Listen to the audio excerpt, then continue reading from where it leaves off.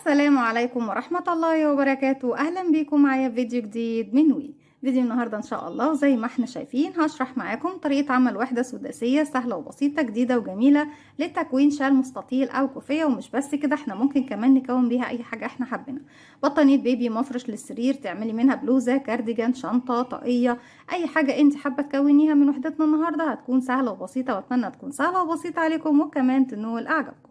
ومش بس كده، احنا كمان عندنا فرصة كبيرة جدا لاستخدام بقايا الخيوط، يعني السطر الاول والتاني بنستخدم فيه بقايا الخيوط بكافة الالوان المتاحة عندك المتوفرة موجودة معاكي.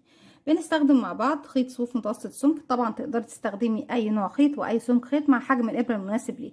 وهستخدم معاكم كمان ابرة رقم 3.5 ملم. هحتاج لابرة المنجد او ابرة التنظيف، ابرة تكون فتحتها واسعة تسمح بس ان انا الضم فيها الخيط، والمقص بتاعي. بسم الله الرحمن الرحيم. في البداية ببتدي أكون دائرة سحرية، وبداخل الدائرة السحرية 6 غرزة حشو. على 2 من الأصابع هبتدي أسيب مسافة من الخيط وألف الخيط بالشكل ده وأرجع تاني للأمام. بجيب الخيط عكس بعض بشكل حرف الإكس وأرجع تاني للخلف. هلف في إيدي الناحية التانية، تكون عندي هنا حلقتين. بنزل تحت الأولى وبسحب من تحتها الحلقة التانية وبلف في إيدي، وواحدة واحدة بخرج الخيط من على ايديا، واتأكد ان طرفين الخيط داخل الدائرة السحرية. طرف خيط البداية بحافظ عليه عشان اقفل بيه الدائرة السحرية في النهاية، اما طرف الخيط المتصل بالشلة ببتدي ارفعه على ايدي عشان اشتغل. قبل ما تبتدي تشتغلي داخل الدائرة اقفليها، لانك لو اشتغلت فيها دلوقتي هتفك منك. معايا على الابرة حلقة، بسحب الخيط وبخرج منها بغرزة سلسلة كده. السلسلة دي قفلت لي الدائرة السحرية، وفي نفس الوقت هتكون ارتفاع الغرزة الاولى، وهي الغرزة الاساسية معايا اللي مش بشتغل غير بيها في الموديل بتاعي او في الوحدة بتاعتي النهاردة، وهي غرزة الحشو. ازاي بشتغل غرزة الحشو؟ بيكون عندك على الابرة حلقة، بنزل مباشرة داخل الدائرة، اسحب الخيط واخرج. معايا كده على الابرة حلقتين، بسحب الخيط واخرج منها. الدائرة واسعة شوية، شد خيط البداية ضيقيها زي ما انت عاوزة كده. 1 2 3 4 5 و6. خلصنا السطر الاول. شدي بقى خيط البداية، اقفليه مركز الدائرة كويس. نروح لأول غرزة اشتغلناها تحت الضلعين تحت حرف الفي، بدخل وبجيب معايا كمان على الإبرة خيط البداية، بسحب الخيط وبخرج من تحت الحلقات الموجودة عندي على الإبرة كلها. السطر التاني بيكون انكريس تزايد على كل الغرز، بمعنى انك تشتغلي فوق كل غرزة غرزتين. برتفع سلسلة، وفي نفس الفراغ هو بدخل اشتغل 2 حشو. 1 كمان مرة، 2 والغرزة رقم 2، 1 كمان مرة، 2. وكل الغرز اللي معايا بشتغل عليها مرتين. دي رقم 3، 1 2 4. بسم الله الرحمن الرحيم. 1 2 رقم 5، 1 2 رقم 6 والأخيرة، 1 2. طيب دلوقتي هنروح بقى لأول غرزة موجودة عندي في السطر. ابتدي أدخل تحت حرف الفي ليها، لسه خيط البداية معايا بردك بسحبه لغاية ما أخفيه خالص تحت الشغل. طيب أنا كده كان معايا 6 غرزة حشو، السطر ده بقى معايا 12. هبتدي بقى أضيف اللون الجديد.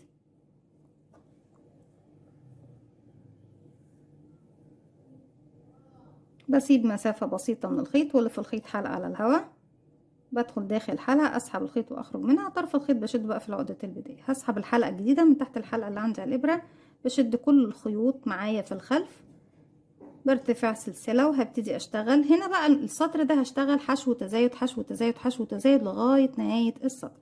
بمعنى ان اول غرزة عندي فيها غرزة حشو واحدة كده حشو، وانكريز تزايد يعني بشتغل فوق الغرزة رقم 2 مرتين. ودايما تاني غرزة بشتغل فوقيها ايه مرتين. 1 2 نرجع تاني 1 والغرزة اللي جاية 2 انكريز تزايد 1 2. طيب الخيط البينك خلاص ابتدي اسيب منه مسافة واقص الخيط، وشكرا ليك. وبكرر السطر بتاعي كله حشو حشو 2 حشو حشو 2 حشو كده. 1 واللي جاية انكريز تزايد 1، بس مش عايزة اسحب الخيوط دي معايا. بالشكل ده.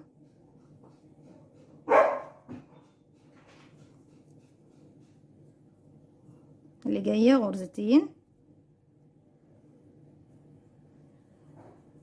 1 2، نرجع تاني غرزة وانقريز تزايد، 1 2 كمان حشو، 2 حشو،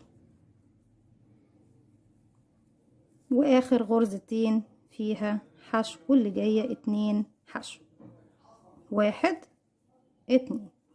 نبتدي نروح بقى لأول غرزة اشتغلناها، نقفل بغرزة منزلقة. طيب انا كده بقى معايا كام غرزة؟ معايا 18 غرزة يا بنات زي ما احنا شايفين بالشكل ده. لازم طالما بتعملي تزايد اخر غرزة عندك يكون فيها عدد زوجي من الغرز. طيب في نفس المكان اللي انا واقفة فيه هبتدي ارتفع سلسلة. السطر اللي جاي هيكون السطر الاخير، مش بعمل فيه تزايد. هشتغل 3 حشو كده، 1 2 3، وبعد ال3 باخد سلسلة مسافة. هرجع، طبعا دي اخر واحدة اشتغلتها، بروح للي بعدها بشتغل 1 2 3 وسلسلة. طبعا لو حاسين ان احنا في اي بقايا خيوط ظاهرة معانا، الجزء طبعا اللي هيكون ظاهر ده احنا كده كده خلاص اشتغلنا عليه كفاية، ابتدي قصي. هرجع تاني، انا دي اخر واحدة اشتغلتها، بروح انا اخدت السلسلة بس قبلها، لازم اخد السلسلة، لازم ارجع عشان اتأكد اخدتها ولا لا. نروح 1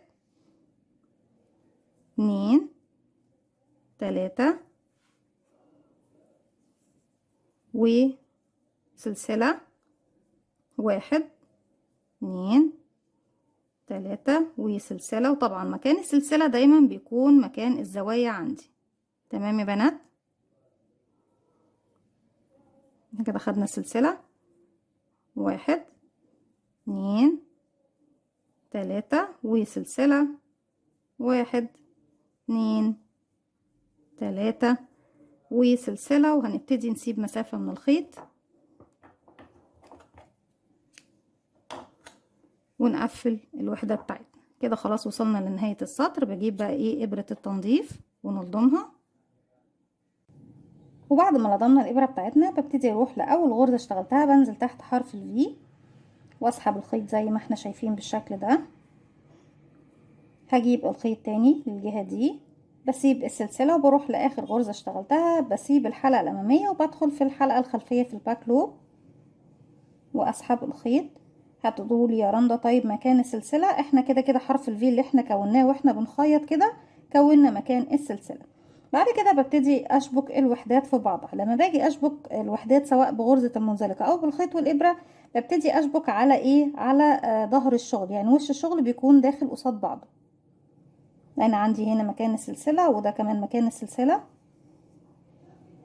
طيب مكان السلسلة عندي هنا باخد الحلقة الخلفية اللي هي طبعا بالنسبة لي لو انا في الجهة دي الامامية، اهي الحلقة اللي قدام الابرة على طول، وباجي هنا عند السلسلة بشوفها فين اهي، بسيب الامامية وبروح للحلقة الخلفية.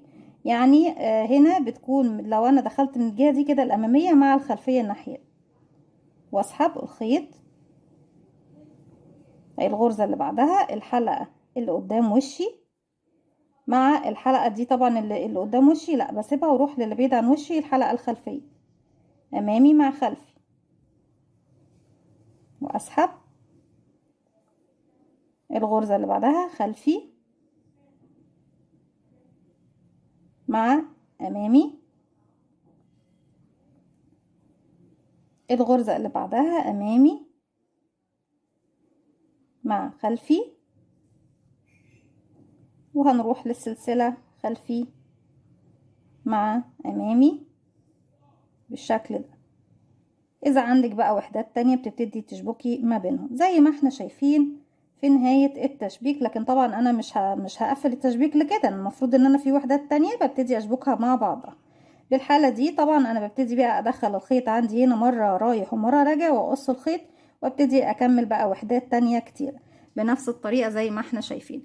اذا هتشبكي بطريقة ابرة الكروشيه بردك بتبتدي تدخلي تشبكي الزاوية مع الزاوية، وبعد كده تمشي على حلقة أمامية مع خلفية، أمامية مع خلفية، أمامية مع خلفية، لغاية ما توصلي للزاوية اللي بعدها، وبعد كده تقصي الخيط وتقطعي. بكده بكون وصلت معاكم لنهاية فكرتي النهاردة أو نهاية وحدتنا النهاردة. وحدة سهلة وبسيطة لكن جميلة جدا ومميزة في نفس الوقت. وغير كده كمان احنا عندنا الإمكانية أو متاح لنا الإمكانية بإن احنا نستخدم بقايا الخيوط. اتمنى ان فيديو النهارده يكون سهل وبسيط عليكم وكمان ينول اعجابكم. ما تنسوش فضل الله امرا اذا عجبكم الفيديو تدعموني بلايك وشير وسبسكرايب، واستنوني في فيديو جديد من وما تنسوش كمان تفعلوا زرار الجرس يوصلكم مني كل جديد. السلام عليكم ورحمة الله وبركاته.